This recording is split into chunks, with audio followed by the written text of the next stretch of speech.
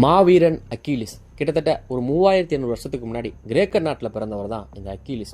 இந்த அக்கீலிஸ் அப்படிங்கிறவருக்கு நாட்டை பிடிக்கணும், ஒரு சாம்ராஜ்யத்தை பிடிக்கணும், ஒரு மிகப்பெரிய ராஜாவாகணும் அப்படிங்கிற எந்த ஒரு கனவுமே கிடையாது. இந்த வரலாறு தன்னை எப்பயுமே ஒரு மாவீரனாக நினைவில் வச்சுக்கணும் அப்படிங்கிறதுக்காகவே பல போரில் பல பேர் அவர் தலையை எடுத்தவர் தான் இந்த அக்கீலிஸ். இந்த அக்கீலிஸோட காலகட்டத்தில் கிரேக்கத்துக்கும் ட்ராய் நாட்டுக்கும் ஒரு மிகப்பெரிய ஒரு போர் வருது. கிரேக்கத்தில் நடந்த வரலாற்றிலே ஒரு மிகப்பெரிய போர் அப்படின்னா இந்த ட்ராய் நாட்டோட போர் தான். அந்த ட்ராய் நாட்டோட போரில் நம்ம அக்கீலிஸும் கலந்துக்கிறாரு.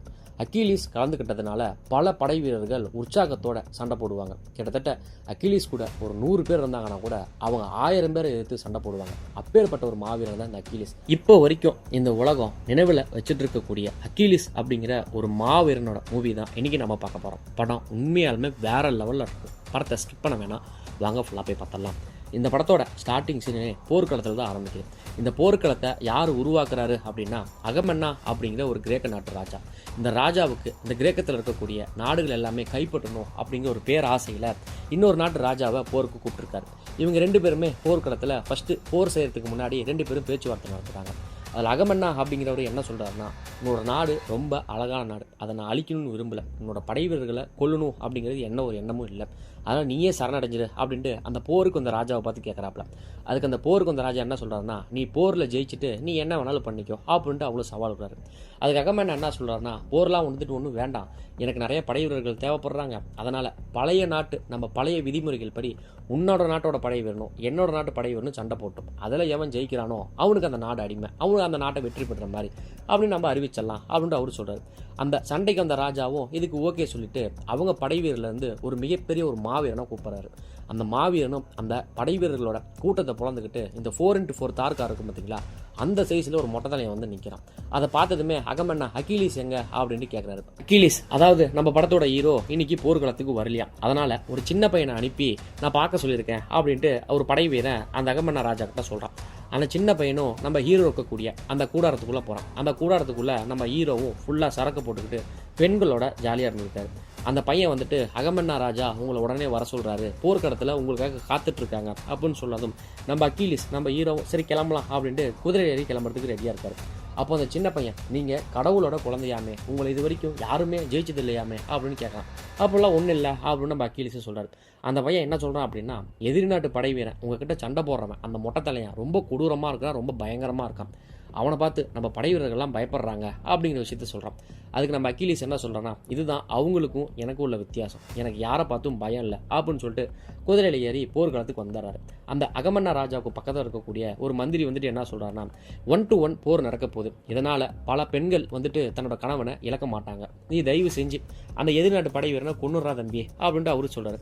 நம்ம அக்கீலிஸும் சரிங்கிறார். இந்த அகமன்னா ராஜா என்ன சொல்கிறாருன்னா, அக்கீலிஸுங்கிற ஒரு மாவீரன் தான் நான் ஒத்துக்கிறேன், ஆனால் அவனை கண்டாவே எனக்கு பிடிக்க மாட்டேங்குது அப்படின்ட்டு அந்த அகமன்னா ராஜாவும் சொல்கிறாரு. நம்ம அக்கீலிஸும் போர்க்களத்துக்கு ரெடி ஆகுறாரு, போருக்கு ரெடி ஆகுறாரு. இந்த எதிர்நாட்டு படை வீரர் அந்த மொட்டையை இருக்கான் பார்த்தீங்களா, அவன் உற்சாகத்தில் அப்படியே பயங்கரமாக கத்துறான். நம்ம அக்கீலிஸ் அந்த மொட்டை தலையனை பார்த்து அப்படியே ஓடி வந்துட்டு இருக்காரு கேடயத்தோட. அந்த மொட்டையை என்ன பண்ணுறான்னா, தான் கிட்ட இருக்கக்கூடிய ஒரு ஈட்டியை நம்ம அக்கீலிஸை பார்த்து தூக்கி போகிறான். நம்ம அக்கீலிஸும் தன்னோட கேடயத்தில் வாங்கிட்டு அந்த கேடயத்தை தூக்கி போடுறாப்புல இன்னொரு வீட்டையும் விடுவான். அதுலேருந்து நம்ம ஹீரோவும் அப்படியே அழகாக வந்துட்டு தப்பிச்சு போயிடாரு. இவன் வாளை எடுத்து நம்ம அக்கீலிஸ் பக்கத்தில் வரப்ப வெட்டலாம் அப்படிங்கிற எடுக்கிற அந்த கேப்லேயே எகிரி ரோமன் ரெயின்ஸு சூப்பர்மேன் பஞ்சு போடுவார் பார்த்தீங்களா, அந்த மாதிரி எகிரி அந்த மொட்டை தலையனோட ஷோல்டர்லேயே கத்தியை உள்ளே விட்டு இறக்கி போடுறாப்புல. அந்த கத்தியை உள்ளே விட்டு இறக்குனதுமே அந்த மொட்டையை சம்பவத்திலே செத்து போயிடறான். இதை பார்த்துட்டு எதிர்நாட்டு படை வீரர்கள்லாம் அப்படியே தகச்சு போய் நிற்கிறாங்க. அந்த இடத்துக்கே நம்ம அக்கீலிஸ் போயிட்டு, எவனாவது என்கிட்ட சண்டை போடுறதுக்கு ரெடியாக இருக்கீங்களாடா அப்படின்னு கேட்கும்போது அந்த எதிர்நாட்டு படை வீரர்கள்லாம் தலையை தொங்க போட்டுறாங்க. அந்த போருக்கு வந்தார் பார்த்தீங்களா அந்த ராஜா, அவர்கிட்ட இருக்கக்கூடிய செங்கலை கொடுத்துட்டு உன் ராஜாட்ட போய் கொடுத்துரு அப்படின்னு நம்ம அக்கீலிஸை பார்த்து சொல்கிறாரு. அதுக்கு நம்ம அக்கீலிஸ் என்ன சொல்கிறான்னா, அவன் எனக்கு ஒன்றும் ராஜாலாம் கிடையாது அப்படின்ட்டு நம்ம அக்கீலிஸும் அங்கேருந்து கிளம்பிடுறாரு. இந்த பக்கம் கிரேக்கத்தில் இருக்கக்கூடிய ஸ்பார்டன் நாடு இவங்களுக்கு எதிரியான ட்ராய் நாடோட ரொம்ப வருஷமாக சண்டை போட்டுக்கிட்டே இருக்கிறாங்களாம். இந்த சண்டையை நிறுத்துறதுக்காக இந்த ஸ்பார்டன் ராஜா இருக்காரு பார்த்தீங்களா, அவரோட பெயர் மெனலஸ். அவர் என்ன பண்ணுறாருன்னா, ட்ராய் நாட்டை சேர்ந்த 2 இளவரசர்களுமே தன்னோட விருந்துக்கு வர வச்சிருக்காரு. அந்த விருந்தில் என்ன ஒரு ஒப்பந்தம் அப்படின்னா, இதுக்கு மேலே நம்ம 2 ராஜ்யங்களும் சண்டை போட்டுக்க வேணாம், அமைதியாக போயிடலாம் அப்படின்ட்டு இவங்க 2 பேருமே பேச்சுவார்த்தை நடத்துகிறாங்க. அந்த பேச்சுவார்த்தைக்கு 2 நாடுகளுமே ஒத்துழைச்சி அங்கே பயங்கரமாக சந்தோஷமாக விருந்து போயிட்டுருக்கு. இந்த மெனலஸ் இருக்காரு பார்த்தீங்களா, ஸ்பார்டன் நாட்டோட ராஜா, அந்த ராஜாவோட ஸ்பார்டன் நாட்டோட ராணி இருப்பாங்க பார்த்தீங்களா, அவங்க தன்னோட அறைக்கு போயிட்டு இருக்காங்க. அவங்க அறைக்கு போகிறத பார்த்துட்டு இந்த ட்ராய் நாட்டோட 2வது இளவரசன் என்ன பண்ணுறாங்கன்னா அவங்க அறைக்கே போகிறான். எப்பட்றா ஒரு ராணியோட அறைக்கு பர்மிஷன் இல்லாமல் போகிறான் அப்படின்னு சொல்லிட்டு பார்த்தோம்னா இவங்க 2 பேருமே காதலிக்கிறாங்க. இந்த ட்ராய் நாட்டை சேர்ந்த 2வது இளவரசன் என்ன சொல்கிறான் அப்படின்னா, நான் உன்னை ரொம்ப நேசிக்கிறேன், நீ என்னை ரொம்ப நேசிக்கிற, இங்கிருந்து உன்னை என்னோட தாய் தேசமான ட்ராய் நாட்டுக்கு கூப்பிட்டு போகிறேன், அங்கே நீ இளவரசியாக இருக்கலாம், இங்கே இருக்கக்கூடிய அந்த ஸ்பாட்டன் ராஜாவை நீ திருமணம் பண்ணியிருக்கல, அவனை உனக்கு பிடிக்கல தானே அப்படின்னு கேட்குறாங்க. அதுக்கு அந்த ராணி, ஸ்பாட்டன் நாட்டை சேர்ந்த ராணி என்ன சொல்கிறாங்கன்னா, இப்போ நான் அவங்க கூட சேர்ந்து வந்துட்டேன் அப்படின்னா ஒரு மிகப்பெரிய ஒரு போரே வரும், அந்த போருக்கு நான் காரணமாக இல்லை அப்படின்ட்டு அந்த தம்பி, இந்த ட்ராய் நாட்டை சேர்ந்த 2வது இளவரசர் இருக்கான் பார்த்தீங்களா, அவனும் இறங்கி கீழே வரான். இவன் ராணியோட அறையிலேருந்து வரதை பார்க்குறத அண்ணங்காரன் பார்த்தாரான். பார்த்ததுமே அந்த இடத்துல பயங்கரமாக திட்டான். இந்த விஷயம் மட்டும் இந்த ஸ்பாட்டன் நாட்டோட ராஜாவுக்கு தெரிஞ்சிச்சுன்னு வச்சுக்குவேன், நம்ம 2 பேரோட தோலையை உரிச்சிருவாண்டா அப்படின்னு சொல்லிட்டு ட்ராய் நாட்டை சேர்ந்த 2 இளவரசர்களுமே அவங்களோட கப்பலில் அவங்க தாய் தேசத்துக்கு போயிட்டு இருக்காங்க. அப்போது தம்பிக்காரன் அண்ணங்கிட்ட வந்து என்ன சொல்கிறான் அப்படின்னா, உங்ககிட்ட ஒன்று காட்டணும் வா அப்படின்னு சொல்லிட்டு கப்பலுக்கு கீழே கூப்பிட்டு போகிறான். என்னத்தரா காட்டுறான் அப்படின்னு சொல்லி பார்த்தோம்னா, ஸ்பாட்டன் நாட்டை சேர்ந்த அந்த மெனலஸோட ராணி இருப்பாங்க பார்த்தீங்களா, அந்த பொண்ணையே இவன் கூட கூட்டிகிட்டு வந்தாரான். அதை பார்த்ததுமே ட்ராய் நாட்டோட மூத்த இளவரசன் பயங்கரமாக கத்துறான். மேலே வந்துட்டு என்ன சொல்கிறான்னா, உடனே ஸ்பாட்டன் நாட்டுக்கு கப்பலை திருப்புங்க, இந்த பொண்ணை அங்கே கொண்டு போய் விட்டுறலாம் அப்படின்ட்டு அண்ணங்காரன் சொல்கிறான். அதுக்கு தம்பிக்காரன் என்ன சொல்கிறான் அப்படின்னா, நீ அவளை விட்ட அப்படின்னா அந்த ராஜா இவனை கொன்றுவான், அதாவது இவளை கொன்றுவான், அதனால் நான் விட மாட்டேன், நீ அப்படி விடுற மாதிரி இருந்தால் சொல்லு, நானும் கூடையே போகிறேன் அப்படிங்கிறான். அதுக்கு அண்ணங்காரன், நீ கத்தி எடுத்து இது வரைக்கும் சண்டை போட்டதே கிடையாது, நீ மட்டும் அவளை கூட்டிகிட்டு அங்கே போனேன் உன் தலையை 2 துண்டாக வெட்டி போடுவான்டா தம்பி அப்படின்னு சொல்கிறான். நீ அவளை போய் விட்டா கண்டிப்பாக நான் அங்கே தாண்டா போவேன் அப்படின்னு தம்பிக்காரன்னு சொல்கிறான். அண்ணனும் சரி தம்பி செத்து போயிடக்கூடாது, வேறு வழியே இல்லை அப்படிங்கிறதுக்காக தன்னோட தாய் தேசத்துக்கு கூப்பிட்டு போகிறான். இந்த பக்கம் நம்ம ஸ்பாட்டன் நாட்டு ராஜா இருக்கார் பார்த்தீங்களா, அவருக்கு தன்னோட மனைவியான ராணி காணா போன விஷயம் தெரியுது. அவங்களோட அறைக்கு இருக்கக்கூடிய அந்த பணிப்பெண்ணை போய் மிரட்டி கேட்டுட்டு இருக்காப்புல. அப்போது 2-3 படை வீரர்கள் எல்லாமே இந்த மாலுமி இருப்பார் பார்த்தீங்களா கடற்கரையோரமாக, அவரை ஒருத்தரை கூப்பிட்டு வராங்க.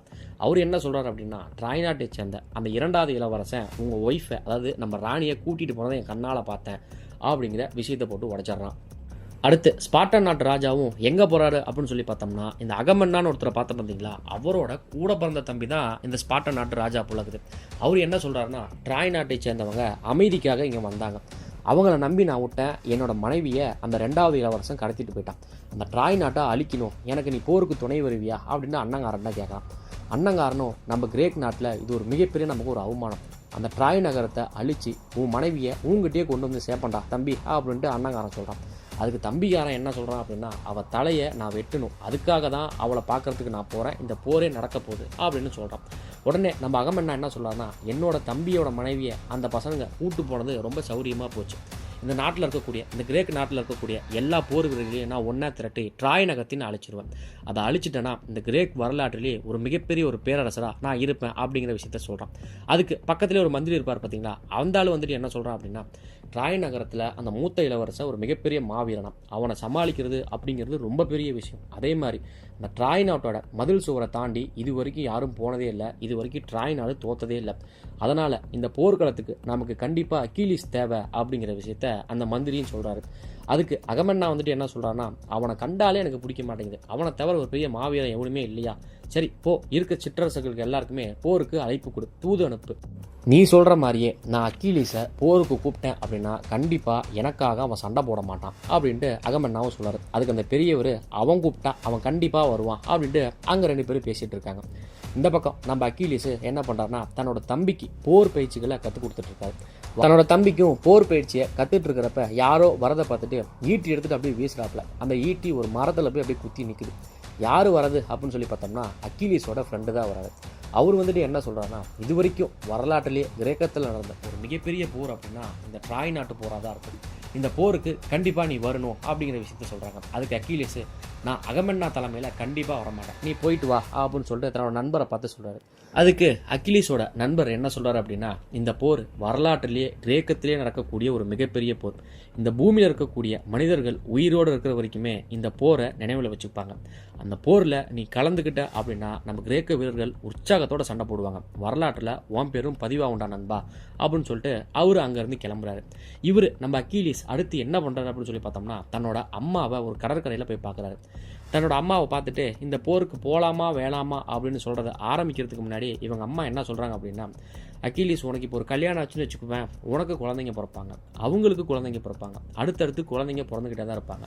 ஒரு தலைமுறையோ 2 தலைமுறையோ உன்னோட பேரை ஞாபகம் வச்சுக்கணும். ஆனால் இந்த ட்ராய் நாட்டோட போருக்கு நீ போன அப்படின்னா இங்கே இருக்கக்கூடிய மனிதர்கள் இந்த பூமியில் உயிர் வாழ்கிற வரைக்குமே உன்னோட பேரை இந்த கிரேக்க நாடு மட்டும் இல்லை, இந்த ஒட்டுமொத்த உலகமே உன் பேரை நினைவில் வச்சிருக்கும். இந்த போருக்கு போனால் நீ கண்டிப்பாக செத்துருவ அப்படிங்கிறது எனக்கு தெரியும். ஆனால் உன்னோட பேர் இந்த பூமியில் முழுக்க நிலைச்சிருக்கும். மனிதர்கள் உயிரோடு இருக்க வரைக்கும் உன்னோட பேர் நிலைச்சிருக்கும் அப்படின்ட்டு அவங்க அம்மாவே அக்கிலீஸை பார்த்து சொல்கிறாங்க. அக்கிலீஸும் என்னடா அம்மா இப்படி சொல்கிறாங்களே அப்படின்னு யோசிச்சுக்கிட்டே இவரும் அங்கேருந்து கிளம்புறாரு. இந்த பக்கம் அந்த ட்ராய் நாட்டை சேர்ந்த 2 இளவரசர்களும் தன்னோட நாட்டுக்குள்ளே போயிட்டு இருக்கும்போது இந்த 2வது இளவரசர் இருக்கான் பார்த்தீங்களா, அவனை மற்றவங்களா இருந்தால் என்ன பண்ணிருக்கோம், ஏன்டா அடுத்தவன் பொண்டாட்டியை கூட்டிகிட்டு வந்திருக்கியாடா, இதெல்லாம் சரியாடா அப்படின்னு சொல்லிட்டு அந்த ஊர் மக்களே விளக்கமாற்ற கொண்டு அடிச்சிருக்கணும். ஆனால் அந்த ஊர் மக்கள், அந்த நாட்டு மக்கள் என்ன பண்ணுறாங்கன்னா, அந்த 2 இளவரசர்களையும் 2வது இளவரசன் கூட்டு வந்த அந்த ஸ்பார்டன் நாட்டு ராணியும் பூ போட்டு வர வைக்கிறாங்க. அந்த இடத்துக்கு, அந்த வரவேற்புக்கு ட்ராய் நாட்டோட ராஜாவே வர்றாரு. அந்த ராஜா இந்த பையன் 2வது பையன் கூட்டு வந்தான் பார்த்தீங்களா, அந்த பொண்ணை, அதாவது ஸ்பார்டன் நாட்டு ராணியை பார்த்துட்டு, உன்னோட அழகை இது வரைக்கும் நான் மற்றவங்க சொல்லி தான் கேட்டிருக்கேன், இது வரைக்கும் நான் பார்த்ததே இல்லை, சரி உள்ளவா அப்படின்னு சொல்லிட்டு இவங்க எல்லாருமே சந்தோஷத்தோட சரக்கடிச்சிட்டு இருக்காங்க. அப்போது நம்மளோட ட்ராய் நாட்டோட மூத்த இளவரசர் இருக்கார் பார்த்தீங்களா, அவருக்கு ஆண் குழந்தை பிறந்திருக்குன்ட்டு அவங்க மனைவி கூட்டிகிட்டு வந்து காட்டுறாங்க. அப்போது இந்த இடத்துல ஒரு பொண்ணு வந்துட்டு வரா. இவங்க இந்த ட்ராய் நாட்டை சேர்ந்த இளவரசியா இல்லை ஒரு அரசாங்க பெண்ணா அப்படிங்கிறது யாருக்குமே தெரியல. அவங்களும் அந்த ட்ராய் நாட்டோட இளவரசர்களோடையும் இந்த ட்ராய் நாட்டு ராஜாவோடையும் ரொம்ப அன்பாக பேசிகிட்டு இருக்காங்க. இந்த ட்ராய் நாட்டு ராஜா என்ன சொல்கிறாரு அப்படின்னா, உன்னோட தங்கச்சி இப்போ அப்போலோ கடவுள், அதாவது சூரிய கடவுளுக்கு ஒரு மிகப்பெரிய ஒரு பணி செய்யக்கூடிய ஒரு பொறுப்பை தன் வாழ்க்கை முழுக்கவும் அதே ஏற்று பண்ணுறதா உறுதிமொழி எடுத்திருக்கா அப்படிங்கிற விஷயத்த சொல்கிறாங்க.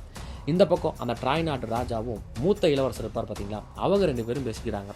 இப்போது ஸ்பார்டன் நாட்டை சேர்ந்தவங்க கிரேக்கத்தில் இருக்கக்கூடிய எல்லா நாட்டையுமே ஒன்று சேர்த்துருப்பாங்க. அகமென்னாவோட படை ஒரு மிகப்பெரிய படை. அந்த படை நம்ம ட்ராய் நாட்டுக்குள்ளே வந்துச்சுன்னா கண்டிப்பாக அவங்க நம்மளை ஜெயிச்சிருவாங்க. அதனால் அந்த பொண்ணை, அந்த ராணியை கொண்டு போய் நம்ம அங்கே விட்டுறலாம் அப்படிங்கிற விஷயத்த அப்பா கிட்ட சொல்கிறாரு. அப்பா வந்துட்டு அந்த ட்ராய் நாட்டோட ராஜா வந்துட்டு என்ன சொல்கிறார் அப்படின்னா, இப்போது அந்த ஸ்பார்டன் நாட்டை சேர்ந்த அந்த ஸ்பார்டன் இளவரசியை, அந்த ராணியை கொண்டு போய் நாங்கள் விட்டோம்னு வச்சுக்குவேன், இவனும் பின்னாடியே அங்கே போயிடுவான். என்னோட இளைய மகனை நான் கொல்றதுக்கு, அவன் சாவுக்கு நானே காரணமாக இருக்க மாட்டேன்.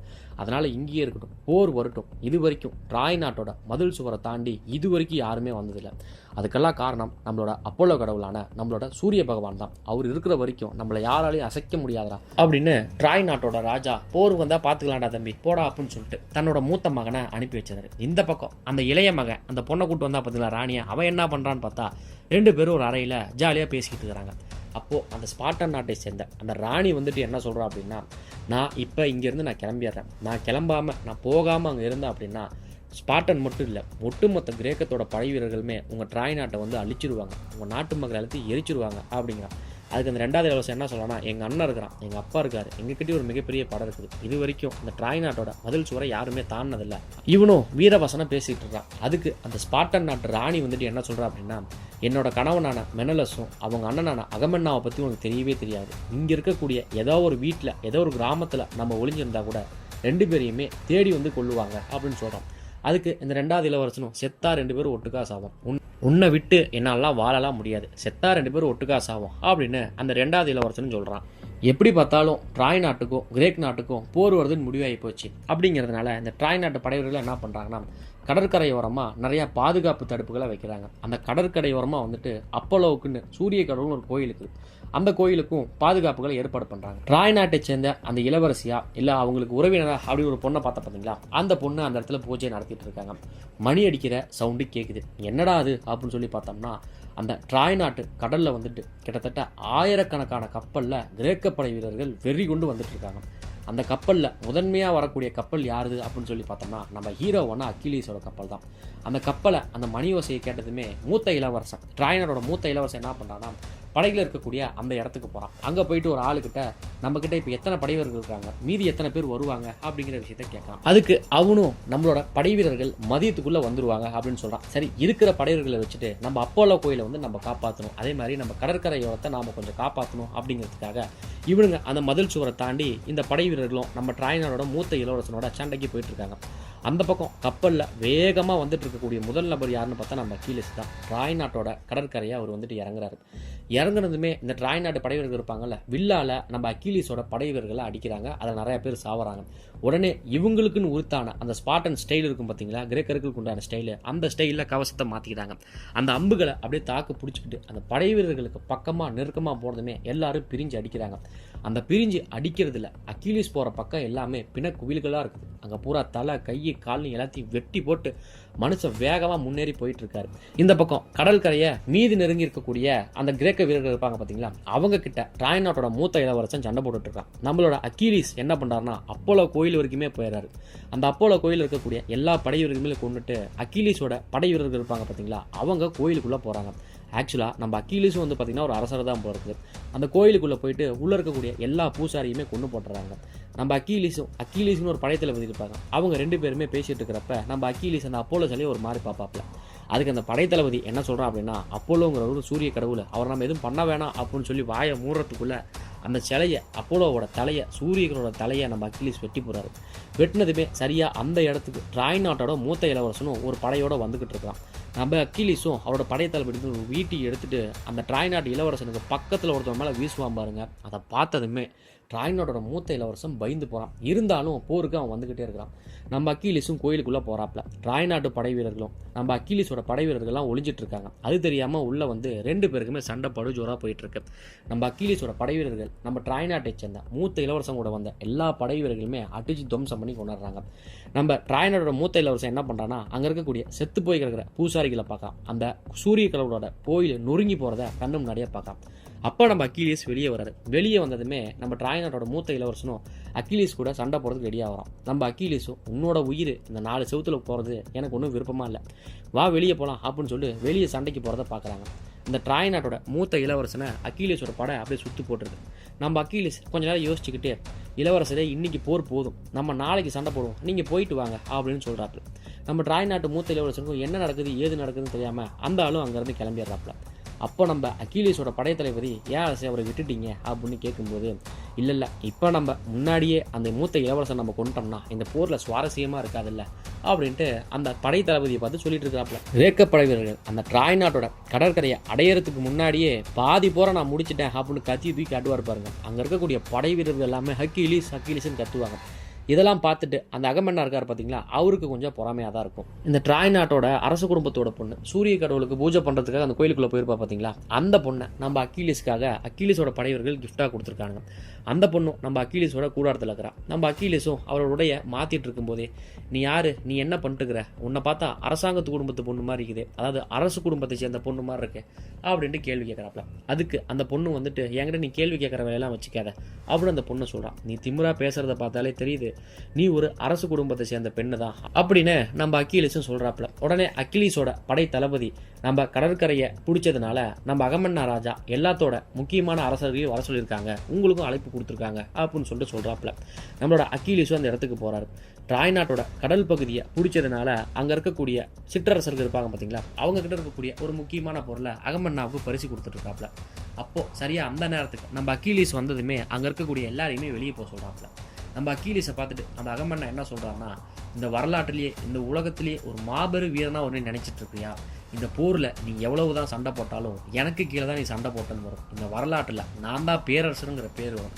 எல்லா பேருமே எனக்கு தாண்டா தம்பி, உனக்கெல்லாம் ஒன்றும் வராதுடா அப்படின்னு சொல்லிட்டு அக்கிலீஸை பார்த்துட்டு அகமன்னா பேசிகிட்டு இருக்காரு.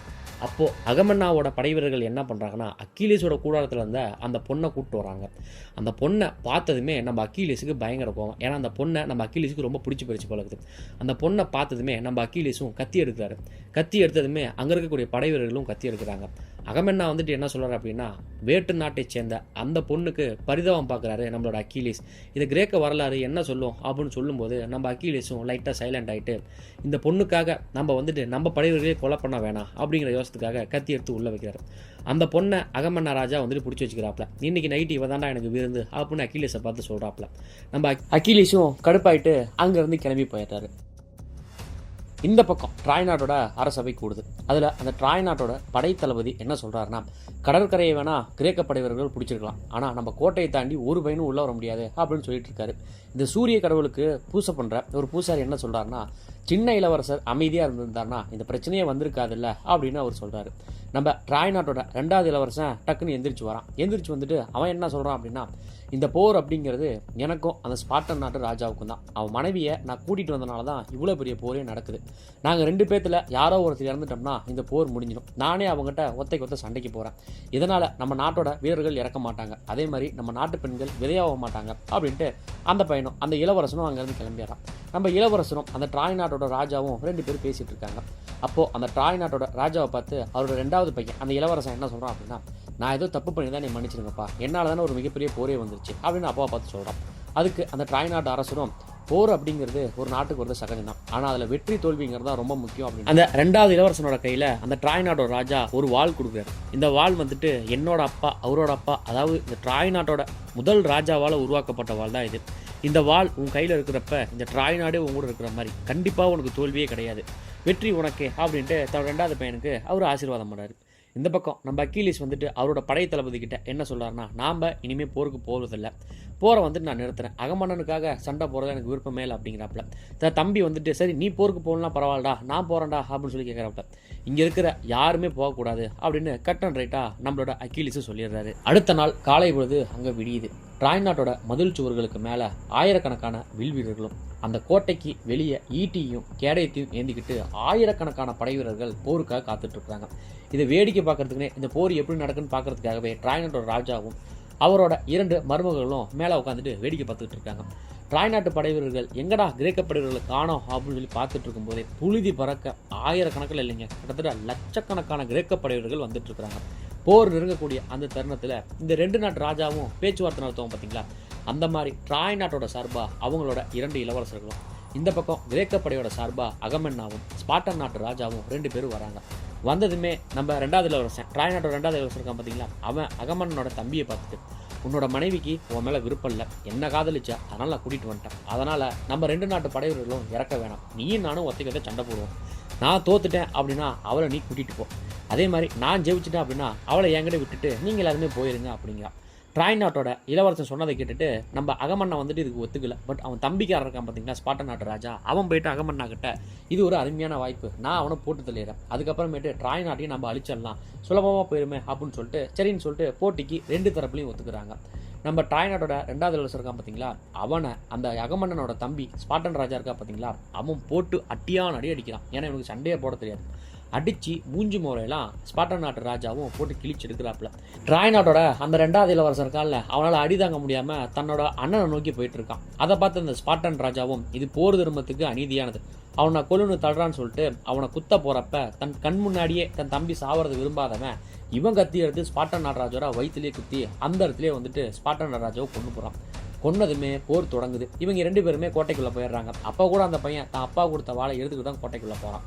2 பக்கம் படை வீரர்களும் பயங்கரமாக சண்டை நடக்குது.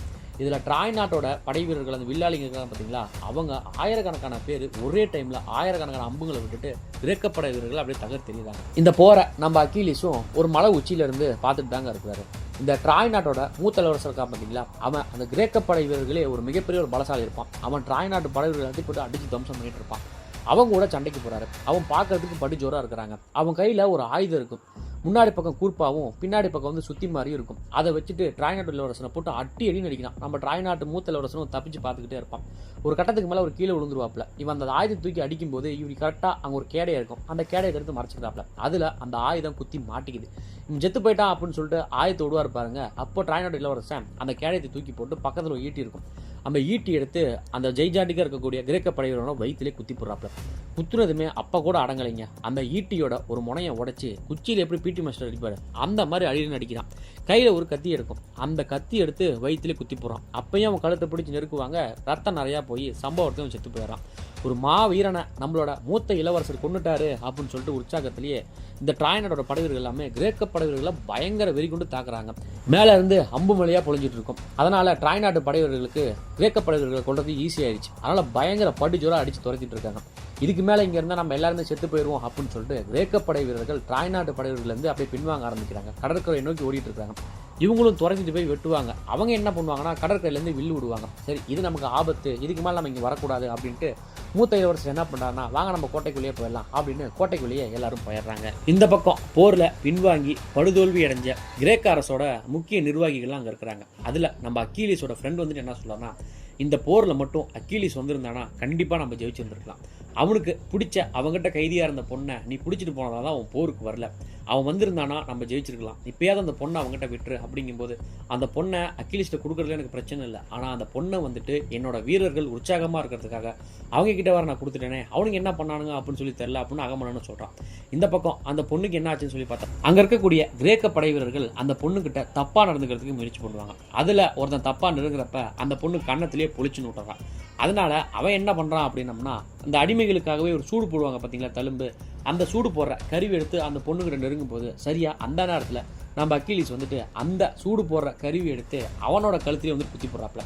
குத்துனதுமே அக்கீலிஸ் வந்ததுனால அங்கே இருக்கக்கூடிய படையவர்கள்லாம் விலைக்கு போயிடுறாங்க. அக்கீலிஸோ அந்த பொண்ணை தூக்கிட்டு தன்னோட கூடாரத்துக்கு வராங்க. கூடாரத்துக்கு வந்துட்டு அந்த பொண்ணுக்கு தேவையான உணவு, அந்த பொண்ணை அந்த காயத்தில் க்ளீன் பண்ணுறதுக்கான மருந்து அக்கீலிஸ் பக்கத்தில் இருக்கிறாரு. அந்த பொண்ணு எடுத்து தன்னை சுத்தப்படுத்திட்டு இருப்பான். அப்போது அக்கீலிஸ் வந்துட்டு என்ன கேட்குறாருன்னா, சூரிய கடவுளுக்காகவே நீ அர்ப்பணிச்சுக்கிட்டியா அப்படின்னு கேட்குறாப்ப. உனக்கு கடவுளை பற்றி என்ன தெரியும் அப்படின்ட்டு அந்த பொண்ணு வந்துட்டு கேட்குறான். அதுக்கு நம்ம அக்கீலிஸ் வந்துட்டு என்ன சொல்கிறார் அப்படின்னா, எல்லா கடவுள்களுமே நல்லவங்க தான், ஆனால் கடவுள்களுக்கே மனிதர்கள் மேலே பார்த்து ஒரு பொறாமை இருக்குது. அது என்ன அப்படின்னம்னா, மனிதர்களாகிய நாம் இன்றைக்கி இருப்போம், நாளைக்கு சாவோம். நமக்கு இளமைன்னு ஒன்று இருக்கும், நமக்கு முதுமைன்னு ஒன்று இருக்கும். ஆனால் அவங்களுக்கு அது கிடையவே கிடையாது. அதனால் நம்மளோட மனித இனத்து மேலே பார்த்து கடவுள்களுக்கே ஒரு பொறாமை இருக்குது அப்படிங்கிற விஷயத்த சொல்கிறாப்புல. அதுக்கு அந்த பொண்ணும், உன்னை நான் ஒரு முட்டாள் வீரனா நினச்சிக்கிட்டேன், பரவாயில்ல உனக்கு அறிவு இருக்குது அப்படின்ட்டு ரெண்டு பேருமே அங்கே தூங்குறாங்க. நம்ம அக்கீலிஸ் தூங்கக்கூடிய அந்த தருணத்தில் அந்த பொண்ணு அக்கீலிஸ் மேலே ஏறி கழுத்தில் கத்தியை வச்சிருவான். நம்ம அக்கீலிஸ் என்ன சொல்கிறான்னா, முடிஞ்சா என்னை நீ இப்பயே கொன்று, இல்லைனா நான் ஆயிரக்கணக்கான உன்னாட்டு படை வீரர்களை கொல்ல வரும் அப்படிங்கிறான். இருந்தாலும் அந்த பொண்ணு பண்ணல. அங்கேயே ரெண்டு பேருக்குமே காதல் வந்து ரெண்டு பேருமே அந்த இடத்துல ரொமான்ஸ் பண்ணிக்கிறாங்க. இந்த பக்கம் ட்ராய் நாட்டோட அரசபை கூடுது. அதில் அங்கே இருக்கக்கூடியவங்க எல்லாருமே பயங்கர சந்தோஷத்தில் இருக்காங்க. கிரேக்க படை வீரர்களை அடித்து துரத்திட்டு அதில் அந்த சூரிய கடவுளுக்கு பூஜை பண்ணுற ஒரு பூசாரி நம்மளோட சூரிய கடவுளை அவங்க அவமானப்படுத்தியிருக்காங்க. அவங்க நம்ம நாட்டு எல்லையிலே இருக்கக்கூடாது, அவங்க மேலே மறுபடியும் போர் தொடுத்து நம்ம அடித்து துரத்தணும் அப்படின்னு ராஜா கிட்ட சொல்கிறாங்க. அப்போது ட்ராய் நாட்டோட மூத்த இளவரசன் என்ன சொல்கிறான் அப்படின்னா, அந்த கிரேக்க படை வீரர்களை அக்கீலிஸுங்கிற ஒரு மாபெரும் ஒரு வீரர் இருக்கான், அவன் இந்த போர்க்களத்தில் கலந்துக்கல. அது ஏன்னு எனக்கு தெரியல, அவங்களுக்குள்ள ஒரு ஒற்றுமை இல்லை. அதனால் நாம் அவங்கள எதிர்த்து சண்டை போடாமல் நம்ம அமைதியாக இருந்தோம்னா அவங்களே பிரிஞ்சு எல்லாம் அவங்க நாட்டுக்கு போயிடுவாங்க அப்படின்னு சொல்கிறாப்புல. அதுக்கு அந்த பூசாரியும் இல்லை சூரிய கடவுளை அவங்க அவமானப்படுத்திருக்காங்க, அவங்க நம்ம நாட்டு எல்லையிலே இருக்கக்கூடாது அப்படின்னு சொல்கிறாப்புல. அதுக்கு நம்ம ட்ராய் நாட்டு அரசரும், அவங்க நம்ம எல்லையில் இருக்கிற வரைக்கும் நமக்கு ஆபத்து தான், அதனால் அவங்க நம்ம அடித்து துரத்தணும் அப்படின்ட்டு நம்மளோட மூத்த இளவரசன் பேச்சு கேட்காம இவங்க எல்லாம் போருக்கு போகிறாங்க. அடுத்து அப்படியே நைட்டு வருது. ட்ராய் நாட்டோட படைவீரர்கள் என்ன பண்ணுறாங்கன்னா, இந்த வைக்கோல் இருக்கும் பார்த்தீங்களா, அதை ஒரு பெரிய சைஸு ஒரு உருண்டையை மாற்றி உருட்டி விட்டு அது மேலே எரிய அம்புகளை வச்சு கிரேக்க படைவீரர்கள் இருக்கக்கூடிய அந்த பகுதிகளை நெருப்பால் எரிய வைக்கிறாங்க. இதனால் அங்கே இருக்கக்கூடிய கிரேக்க படைவீரர்களும் தம்பிச்சு போகிறாங்க. ஏடா இவங்க நைட்டுக்கு சண்டைக்கு வராங்களே அப்படின்ட்டு இவங்களும் போருக்கு தயாராகிறாங்க. இந்த நேரத்தில் நம்ம அக்கீலிஸும் போர்க்களத்தில் கலந்துக்கிறார். அக்கீலிஸ் வரதை பார்த்துட்டு அங்கே இருக்கக்கூடிய கிரேக்க படைவீரர்கள்லாம் பயங்கர உற்சாகமாக அப்படியே ஆகுறாங்க. பயங்கரமாக போர் நடக்குது. ரெண்டு நாட்டு படை வீரர்களுக்கும் போர் அப்படிங்கிறதுக்கு பதிலாக நம்ம அக்கீலிஸும் ட்ராய் நாட்டோட மூத்த இளவரசனுக்கும் போர் அப்படிங்கிறது பயங்கர படிச்சுரா போகுது. இவங்க ரெண்டு பேர் சண்டை போகிறத பார்த்துட்டு ரெண்டு பேர் படை வீரர்களுமே அப்படி நின்றுட்டாங்க. இவங்க ரெண்டு பேருமே மாறி மாறி பயங்கரமாக சண்டை போட்டுக்கிறாங்க. ஒரு கட்டத்துக்கு மேலே அக்கீலிஸோட நிலை தடுமாறும் போது ட்ராய் நாட்டோட மூத்த இளவரசன் அக்கீலிஸோட கழுத்தை வெட்டி போடுறாப்புல. அக்கீலிஸோட கழுத்து வெட்டுப்பட்டதை பார்த்த அங்கே இருக்கக்கூடிய கிரேக்க படைவர்கள் எல்லாமே தம்பிச்சு போகிறாங்க. நம்ம ட்ராய் நாட்டு இளவரசரும் சந்தேகத்தோட நம்ம அக்கீலிஸ் போட்டிருக்கக்கூடிய அந்த முகக்கவசத்தை எடுத்து பார்த்தா அது அக்கீலிஸ் இல்லைங்க, அக்கீலிஸோட தம்பி. அக்கீலிஸோட தம்பி தானா அப்படின்னு சொல்லி பார்த்துட்டு கிரேக்க படையிலேயே ஒரு பெரிய மூச்சு போடுது. நம்ம ட்ராய் நாட்டு இளவரசனும் என்ன பண்ணுறான் அப்படின்னா, மாவீரனோட தம்பி இறந்துருக்கான், அதனால் இன்றைக்கி போர் வேண்டாம், நீங்கள் கிளம்புங்க அப்படின்னு சொல்லிட்டு போரை அன்றைக்கி அங்கே நிறுத்திடுறாங்க. நம்ம அக்கீலிஸோட படைத்தளபதி இருப்பார் பார்த்தீங்களா, அவர் அக்கீலிஸோட கூடாரத்துக்கு வராரு. நம்ம அக்கீலிஸும் என்னோட கட்டளையை மீறியே நீங்கள் போருக்கு போயிருக்கீங்களா அப்படின்ட்டு என்னோட தம்பி எங்க அப்படின்னு அக்கீலிஸ் கேட்குறாரு. அதுக்கு அக்கீலிஸோட படைத்தளபதி அவர் போர்க்களத்தில் அப்படின்னு சொல்லிட்டு வாயை நிறுத்துறாரு. அக்கீலிஸுக்கு தெரிஞ்சிருச்சு தன்னோட தம்பி இறந்துட்டார் அப்படிங்கிறது. தன்னோட தம்பி இறந்த அந்த கோவத்தில் படைத்தளபதின்னு கூட பார்க்காம மூஞ்சிலேயே சப்புன்னு வைக்கிறாப்புல. அந்த பொண்ணு வருவா, அந்த பொண்ணையும் பிடிச்சி தள்ளி விட்டுறாப்புல. இந்த பக்கம் நம்ம ட்ராய் நாட்டோட மூத்த இளவரசன் என்ன பண்ணுறான்னா, அவரோட மனைவியை கூட்டிகிட்டு ஒரு பாதாள சுரங்கம் இருக்கும் அந்த ட்ராய் நாட்டு கோட்டையிலே, அந்த இடத்துக்கு வராரு. போர்க்களத்தில் என்ன வேணாலும் நடக்கலாம், நான் உயிரோட கூட இருக்கலாம், நான் இறந்து கூட போகலாம், ஆனால் நீ என்ன பண்ணுற அப்படின்னா நம்மளோட குழந்தை, அதே மாதிரி இங்கே இருக்கக்கூடிய முக்கியமான பெண்கள், வயசானவங்க, இவங்க எல்லாருமே கூட்டிக்கிட்டு இந்த குகை வழியாக இந்த குகை வழியாக போனீங்கன்னா ஒரு பெரிய மலை வரும், அந்த மலையிலேருந்து நம்ம ட்ராய் நாடு ரொம்ப தள்ளி இருக்குது, அதனால் இங்கே இருக்கக்கூடிய கிரேக்க படை வீரர்கள் உங்களால் ஒன்றும் பண்ண முடியாது, நீங்கள் தப்பிச்சு போயிடலாம் அப்படின்னு சொல்கிறாங்க. அவங்க மனைவியும் எதுக்கு இப்போ சொல்கிறீங்க அதெல்லாம் அப்படிங்கும்போது, காலம் வரும் தருணம் வரும், அப்போ நீ இதை பயன்படுத்திக்கோ அப்படின்ட்டு அவர் அந்த இடத்துல சொல்கிறாப்புல. அக்கீலிஸும் அவரோட தம்பிக்கு இறுதி அஞ்சலியை செலுத்திட்டு அடுத்த நாள் காலையில் அவரோட போர் கவசங்களை போட்டுக்கிட்டு தனி ஒருத்தராக ட்ராய் நாட்டோட கோட்டைக்கு போகிறாரு. அங்கே போனதுமே ட்ராய் நாட்டோட மூத்த இளவரசனை பார்த்துட்டு பயங்கரமாக கத்துறாரு, வெளியே வாடா சண்டைக்கு அப்படின்னு சொல்லி அவர் கூப்பிட்றாரு. ட்ராய் நாட்டோட இளவரசனும் மூத்த இளவரசனும் என்ன பண்ணுறேன்னா, இந்த தருணத்துக்கு தான் நானும் காத்துட்டு இருந்தேன் அப்படிங்கிற மாதிரியே தன்னோட அப்பா கிட்ட போயிட்டு, நான் ஏதோ தப்பு பண்ணி தான் என்னை மன்னிச்சிருங்கப்பா அப்படின்னு சொல்கிறாப்புல. அவங்க அப்பாவும், கண்டிப்பாக நீ தான் ஜெயிப்ப, உன்ன மாதிரி ஒரு இளவரசன் கிடைக்கிறதுக்கு நான் ரொம்ப கொடுத்து வச்சுக்கணும் அப்படின்னு அவர் சொன்னார். அடுத்து படைத்தளபதியும் பார்க்குறாப்புல. அடுத்து தன் தம்பியை பார்த்துட்டு, நான் போனதுக்கு அப்புறமேட்டு நீ தான் இங்கே இளவரசன், அதனால் எல்லாரையும் நல்லபடியாக பார்த்துக்கோ அப்படிங்கிறாப்புல. தம்பிக்கு வரணும், அண்ணா இது வரைக்கும் நீ தோத்ததே இல்லைண்ணா, நீ போய் ஜெயிச்சுடுவா அப்படின்னு சொல்கிறாப்புல. தன்னோட மனைவி குழந்தைகள் எல்லாத்தையுமே பார்த்துட்டு அவரும் போர்க்களத்துக்கு வராரு. போர்க்களத்துக்கு வந்ததுமே 2 பேருமே அவங்களோட தலைக்கவசத்தை கழட்டி வச்சிடுறாங்க. ஈட்டியாலையும் கேடயத்தாலையும் பயங்கரமாக சண்டை போடுறாங்க. அந்த கிரேக்க படை வீரர்களையும் ட்ராய் நாட்டு படை வீரர்களையும் அக்கீலிஸ் எதிர்க்கக்கூடிய தைரியம் ஒரே ஒரு ஆளுக்கு இருக்குதுன்னா அது ட்ராய் நாட்டோட மூத்த இளவரசனுக்கு மட்டும்தான். அக்கீலிஸுக்கு ஒரு டஃப் கொடுக்குறான் அப்படின்னா அது ட்ராய் நாட்டோட மூத்த இளவரசன் தான். இவங்க 2 பேர் சண்டை போட்டுருக்கக்கூடிய அந்த தருணத்தில் நம்ம அக்கீலிஸும் ஒரு ஈட்டி எடுத்து ட்ராய் நாட்டோட மூத்த இளவரசனோட நெஞ்சிலே குத்தி போடுறாப்புல. குத்துறதுமே சம்பவ இடத்துல அவன் முட்டி போடுறான். அடுத்து என் தம்பியை கொண்டதுக்காக இது அப்படின்ட்டு கத்தி எடுத்துட்டு கழுத்திலே குத்தி போடுறாப்ப. தன்னோட அப்பா, தன்னோட தம்பி, தன்னோட குடும்பத்து முன்னாடியே ட்ராய் நாட்டோட மூத்த இளவரசன் வீர மரணம் அடைகிறாரு. ட்ராய் நாட்டோட மூத்த இளவரசனோட அந்த பாடி இருக்கும் பார்த்தீங்கன்னா, அந்த உடல் இருக்கும் பார்த்தீங்களா, அதை அக்கீலிஸ் கைத்தால கட்டி தரன்னு இழுத்துட்டு போறாரு தன்னோட படைகள் கிட்ட. அக்கீலிஸும் அவரோட கூடாரத்துக்குள்ளே போறாரு. அவரோட கூடாரத்துக்குள்ளே போனதுமே அந்த பொண்ணு வந்துட்டு என்ன சொல்கிறான்னா, என் அண்ணம்மா இருக்கிறவரை நீ கொண்டல அப்படின்னு அந்த பொண்ணு வந்துட்டு சொல்கிறான். நம்ம அக்கீலிஸும், அவன் என் தம்பியை கொண்டான், அதனால தான் அவனை வந்து நான் கொன்னேன் அப்படின்ட்டு அக்கீலிஸும் சொல்கிறாரு. அந்த பொண்ணு, இந்த மாதிரி எத்தனை பேர்த்தோட தம்பியை நீ கொண்டிருப்ப, எத்தனை பேர்த்தோட அண்ணன்களை கொண்டிருப்ப, எத்தனை குழந்தைகளை அனாதையாக்கி, எத்தனை பெண்கள் நீ விதவையாக்கியிருப்ப, இதெல்லாம் உனக்கு தப்பா தோணலையா அப்படின்னு சொல்லிட்டு அந்த பொண்ணு கேட்குறான். அக்கீலிஸும் அந்த இடத்துல ஒரு மாதிரி ஆகுறாரு. அன்னைக்கு நைட்டு இரவே ட்ராய் நாட்டோட அரசர் அக்கீலிஸோட கூடாரத்துக்கு வராரு. நம்ம அக்கீலிஸும், நீங்கள் யார் அப்படின்னு சொல்லி கேட்கும்போது ட்ராய் நாட்டு அரசனும், நான் தான் இந்த நாட்டுக்கே ராஜா அப்படின்னு சொல்கிறாப்புல. அக்கீலிஸும், இவ்வளோ கிரேக்க படை வீரர்கள் இருந்தும் நீங்கள் எப்படி வந்தீங்க அப்படின்னு கேட்குறாப்புல. நீங்கள் இருக்கிறது என்னோட நாடு அப்படின்னு ட்ராய் நாட்டு அரசர் சொல்கிறாரு. அடுத்து அவர் என்ன சொல்கிறாருன்னா, நீ ஒரு மாவீரன், நான் ஒத்துக்கிறேன், என்னோட மூத்த மகன் தான் வந்துட்டு இந்த ட்ராய் நாட்டோட அடுத்த வாரிசே, அடுத்த ராஜாவே அவன் தான், அவன் இறந்துட்டான், அவன் ஒரு வீர மரணம் அடைஞ்சிட்டான், அதனால் அவனுக்கு 12 நாள் நாங்கள் இறுதி அஞ்சலி செலுத்துவோம், அதனால் தயவு செஞ்சு அவனோட பாடியை, அவனோட உடலை என்கிட்ட கொடுத்து, அப்போ தான் அவன் ஆத்மா சாந்தி அடையும் அப்படின்ட்டு ஒரு தந்தையாக அக்கீலிஸை பார்த்து அவர் அழுதுகிட்டே கேட்டார். நம்ம அக்கீலிஸும், அவன் என் தம்பியை கொண்டதுனால தான் அவனை நான் கொன்னேன், என்னை மன்னிச்சிருங்க அப்படின்னு சொல்லிட்டு, நீங்கள் நடத்துகிற அந்த 12 நாளுக்கான இறுதி அஞ்சலி அப்போ எந்த ஒரு கிரேக்க படை வீரனும் உங்கள் கோட்டையை தாக்க மாட்டான் அப்படின்னு ஒரு வாக்கை கொடுத்துட்டு, அந்த மூத்த இளவரசர்ப்பா பார்த்தீங்களா, அவனோட பாடியை பார்த்துட்டு நம்ம அக்கீலிஸ் கதறி கதறி அழுகுறாரு. நம்ம ட்ராய் நாட்டோட ராஜா இருப்பார் பார்த்தீங்களா, அவர்கிட்ட தன்னோட மகனோட பாடியை கொடுத்துட்டு அவர் கிளம்புற தருணத்தில் அந்த பொண்ணு வருவா. அந்த பொண்ணை பார்த்ததுமே அந்த ட்ராய் நாட்டு ராஜாவும், நீ இறந்துட்டு தான் நாங்கள் நினச்சோம், சரி வா நம்ம கிளம்பலாம் அப்படின்னு அந்த பொண்ணை பார்த்து கூப்பிடுவாப்புல. அந்த பொண்ணும் அக்கீலிஸை பார்ப்பார், நீ இன்னும் என்னோட அடிமை இல்லை, நீ கிளம்பு அப்படின்ட்டு அக்கீலிஸும் பிதியாக விடை கொடுக்குறாப்புல. அந்த பொண்ணும் அந்த ட்ராய் நாட்டோட ராஜாவோட சேர்ந்து அங்கேருந்து அவர் கிளம்புறாரு. இந்த விஷயம் எல்லாமே அகமன்னனுக்கு தெரிய வருது. உடனே இவன் எப்படா சொல்லலாம் 12 நாள் வந்துட்டு போகிற நிறுத்தணுன்ட்டு, எதிர்நாட்டு ராஜா உள்ளே வந்திருக்கான், எனக்கே தெரியாமல் எப்படி ஒரு வாக்கை கொடுக்கலாம் அப்படின்ட்டு அந்த இடத்துல அவர் கத்தி பேசிட்டு இருக்காப்புல. இந்த பக்கம் ட்ராய் நாட்டோட மூத்த இளவரசனுக்கு இறுதி சடங்குகள் நடந்துட்டு இருக்கு. மூத்த இளவரசனோட இறுதி சடங்கு முடிஞ்சதுமே ட்ராய் நாட்டு அரசரும் அவரோட இளைய பையன், அவரோட படை தளபதி, மொத்த படை வீரர்களுமே கிரேக்க படை வீரர்களுடைய அந்த இடத்துக்கு வராங்க. அந்த இடத்துல பார்த்தா பல படை வீரர்கள் இந்த சூரிய வெப்பத்தால் பாதிக்கப்பட்டு இறந்து போயிருப்பாங்க பார்த்தீங்களா, அந்த மாதிரி நிறைய கிரேக்க படை வீரர்கள் இறந்து போயிருக்காங்க. அங்கே ஒரு கப்பல் கூட கிடையாது. அப்போது அந்த இடத்துல என்ன பண்ணி வச்சுருக்காங்கன்னா, ஒரு மிகப்பெரிய ஒரு மரத்தால் செய்யப்பட்ட ஒரு பெரிய சைஸ் ஒரு குதிரை பொம்மையை அந்த இடத்துல வச்சுருக்காங்க. அந்த சூரிய கடவுளுக்கு பூஜை பண்ணக்கூடிய அந்த பூஜா இருப்பார் பார்த்தீங்களா, சூரிய கடவுள் அவங்களுக்கு தண்டனை கொடுத்துட்டாரு, அவருக்கு மரியாதை செலுத்துகிற விதமாக இந்த குதிரை பொம்மையை வச்சுட்டு போயிருக்காங்க, இதை நம்ம எடுத்துகிட்டு போகலாம் அப்படின்ட்டு அந்த பூசாரின்னு சொல்கிறான். நம்ம மூத்த இளவரசன் என்ன சொல்கிறான்னா, இதில் ஏதோ ஒரு சிக்கல் இருக்க மாதிரி தெரியுது, இந்த குதிரை பொம்மையை நம்ம இங்கேயே எரிச்சிடலாம் அப்படின்னு சொல்லி சொல்கிறாப்ப. ட்ராய் நாட்டு அரசரும், இல்லை இதை நம்ம எடுத்துகிட்டு போகலாம் அப்படின்ட்டு அவங்களோட நாட்டுக்குள்ளே அதை எடுத்துகிட்டு போகிறாங்க கோட்டைக்குள்ளே. அங்கே ஒரு திருவிழா மாதிரி அதை நடத்துகிறாங்க. அப்படியே அங்கே இரவும் வருது. இரவு நேரத்தில் அந்த குதிரை இருக்கும் பார்த்தீங்களா, ஊருக்கு மத்தியில் அந்த குதிரையோட பொம்மைக்குள்ளே இருந்து கிரேக்க படை வீரர்கள் வெளியே வராங்க. அந்த கிரேக்க படை வீரர்களில் நம்ம அக்கீலிஸ் இருக்கிறாப்புல, அக்கீலிஸோட ஃப்ரெண்டு இருக்கிறாங்க. இவங்க முதல்ல எங்கே போகிறாங்கன்னா, அந்த கோட்டைக்கு ஒரு கேட் இருக்கும் பார்த்தீங்களா, அந்த கேட்டை ஓப்பன் பண்ணுறதுக்காக அங்கே இருக்கக்கூடிய ட்ராய் படை வீரர்களை அடித்து கொண்டுட்டு கத்தியால் குத்தி கிழிச்சிட்டு கோட்டைக்கு மேலே போயிட்டு அப்படியே தீப்பந்தத்தை காட்டுறாங்க. இவங்க யாருக்கிட்ட காட்டுறாங்க அப்படின்னு சொல்லி பார்த்தோம்னா மொத்த கிரேக்க படையுமே அங்கே தாங்க இருக்குது. இவங்க என்ன பண்ணியிருக்காங்கன்னா இவங்களை ஏமாற்றி கடற்கரையிலேருந்து தள்ளி போய் ஒரு இடத்துல இருந்திருக்காங்க. கிரேக்க படை வீரர்கள் ட்ராயினோட கோட்டைக்குள்ளே வராங்க. உள்ளே வந்ததுமே அங்கே இருக்கக்கூடிய பெண்கள், ஆண்கள், குழந்தைகள், பெரியவங்க யாரும் எதிர்த்து பார்க்காம கழுத்தறுத்து எல்லாரையுமே கொடூரமான முறையில் கொள்றாங்க. ட்ராய் நாட்டு படை வீரர்களும் கிரேக்க படை வீரர்கள் உள்ள வரத சுதாரிக்கிறதுக்கு முன்னாடியே அங்கே இருக்கக்கூடிய கிரேக்க படை வீரர்கள் எல்லா இடத்துலையுமே நெருப்பு வைக்கிறாங்க.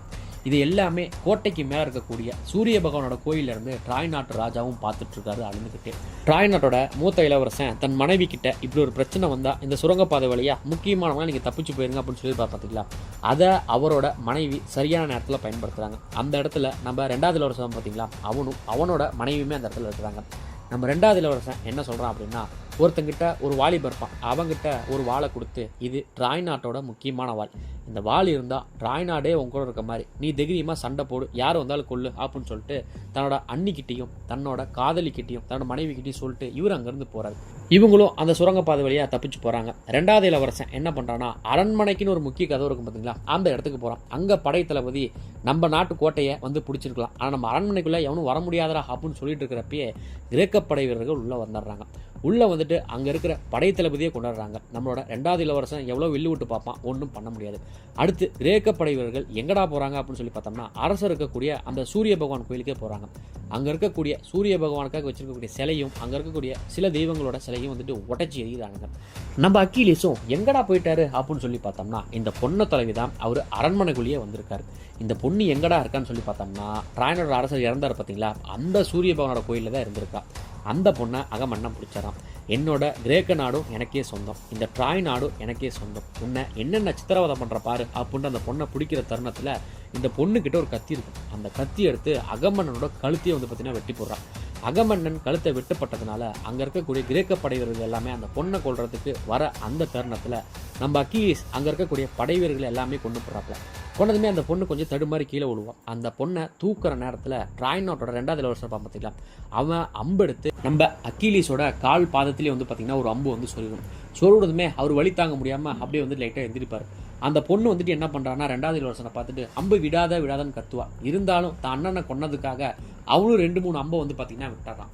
விட்டதுமே நம்ம அக்கீலிஸ் லைட்டாக நில தடுமாறதுமே அந்த பொண்ணை பார்த்துட்டு என்ன சொல்கிறாருன்னா, இங்கே ஒரு போருக்காக நான் வந்தேன், ஏன் வந்தேன் அப்படிங்கிறது எனக்கு தெரியல, ஆனால் இப்போ வந்துட்டு என்னை நீ ஒரு நல்ல மனிதனாக வந்துட்டு மாற்றிட்ட, இங்கேருந்து நீ முதல்ல கிளம்பு, உன்னை என்றைக்கும் நான் மறக்க மாட்டேன் அப்படின்ட்டு அந்த பொண்ணை அங்கேருந்து கிளம்ப சொல்கிறாப்புல. அந்த பொண்ணும் வேறு வழியே இல்லாமல் அங்கேயே நின்றுட்டு இருக்கா. நம்ம அக்கீலிஸ் என்ன சொல்கிறான்னா, கிரேக்க படை வீரர்கள் இங்கே வந்தாங்கன்னா உன்னை ஏதாவது பண்ணிடுவாங்க, அதனால் இங்கேருந்து நீ கிளம்பு போ அப்படின்னு சொல்லிட்டு அக்கீலிஸும் அந்த பொண்ணை அந்த 2வது இளவரசர் பார்த்தீங்களா அவங்க கூட அனுப்பி விட்றாப்புல. அவனும் வா போகலாம் அப்படின்ட்டு இந்த பொண்ணும் 2வது இளவரசனும் அந்த சுரங்கப்பாதை வழியாகவே தப்பிச்சு போயிடறாங்க. நம்ம அக்கீலிஸோட படை வீரர்களும் அந்த சம்பவ இடத்துக்கு வராங்க. அந்த இடத்துல நம்ம அக்கீலியஸ் இறந்து கிடக்குறாரு. இந்த பக்கம் இந்த ட்ராய் நாட்டோட சுரங்கத்துலேருந்து தப்பிச்சு போனாங்க பார்த்தீங்களா, அவங்க எல்லாருமே ஒரு மலைப்பாதையில் போகிறாங்க.